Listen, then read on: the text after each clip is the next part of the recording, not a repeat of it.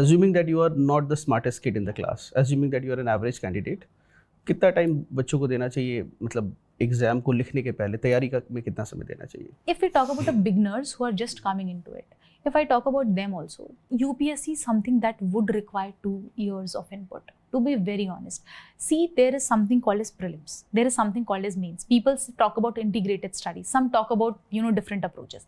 All of that is okay. You need to understand that there are almost nearly 20 to 25 subjects जो आपको जानने होते हैं sir. उसके बाद एक ऑप्शन है जिसपे आपको कमांड करना है proper.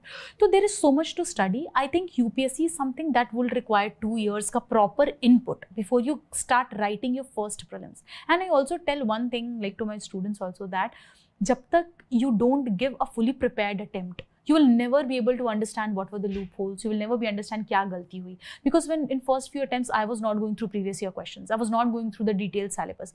I was just picking up core GS के subject, history, geography, polity, economy and appearing for prelims. मुझे समझ में नहीं आ रहा था where am I going wrong. लेकिन जब 2022 में I appeared with full preparation and then I missed the cutoff by very few marks, that is the year I started understanding, okay, so these were the things that I missed upon. तो जब तक आप prepare करके नहीं appear करोगे, you will not realise. 2 साल लगेंगे क्योंकि आपको 6 से 7 मंथ ऑप्शनल का कोर्स कंप्लीट करने में लगेगा, even if you are doing it on your own. अगर आप जीएस के बेसिक सब्जेक्ट्स की अंडरस्टैंडिंग डेवलप करना शुरू करो, you will require some 8 to 9 months of proper dedicated 8 to 9 hours of study per day for months. And after that you have to also practice some test, चाहे वो prelims का mocks हो, चाहे वो mains का answer writing हो, and then that's where you will be in a position that you can appear for prelims.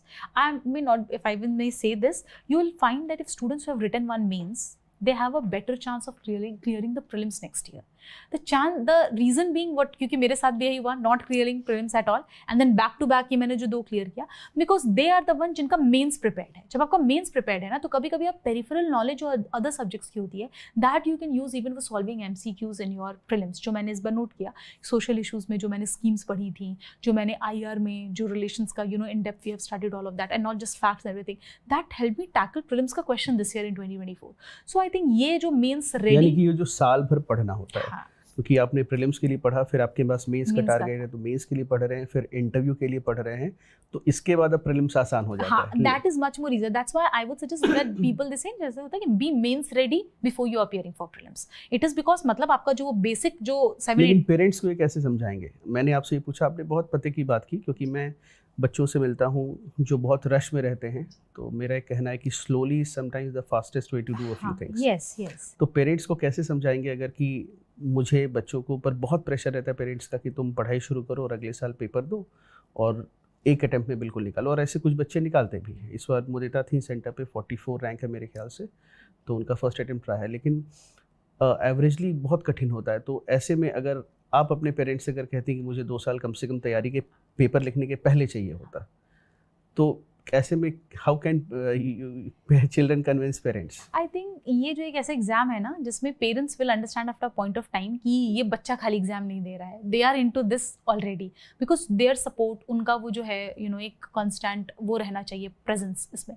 दूसरी चीज़ क्या है, when the students themselves are entering it, I find students are more enthusiastic than the parents to write the first prelims. I have seen that. Mentoring में आते हैं बहुत बच्चे and they are like मैं बस करके देखना, एक बार देना है. So I tell them this thing कि you need to talk to your parents that I'm signing in for UPSC.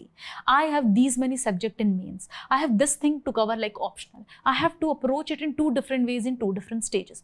So you just ask them for 2 years of proper preparation जो आप उतना देने को ready हो, and then you are appearing for your. Since I was working, so I realized I could never give 100% to it in the beginning, initially. Just the first 2 attempts, it went in vain. And then I struggled to figure out the exam itself. तो initially जब आप अपना homework करके enter करते हो, things are lot more easier. तो just explain, वही है पेरेंट्स से थोड़ा बात करना. आप पहले एक्सेप्ट करो कि हाँ इसको 2 साल लगेगा, दैट्स रिक्वायर्ड. क्योंकि जब आपके अंदर वो कॉन्फिडेंस नहीं, you won't be able to present और sell that thing to somebody else, तो वो फिर आप पेरेंट्स से बात करो. I think that's better way to explain them. और सिलेबस दिखाओ थोड़ा हिंदी में, ये ऐसे ऐसे हैं, इतने इतने सब्जेक्ट्स हैं रिक्वायर्ड. मतलब ये एग्जाम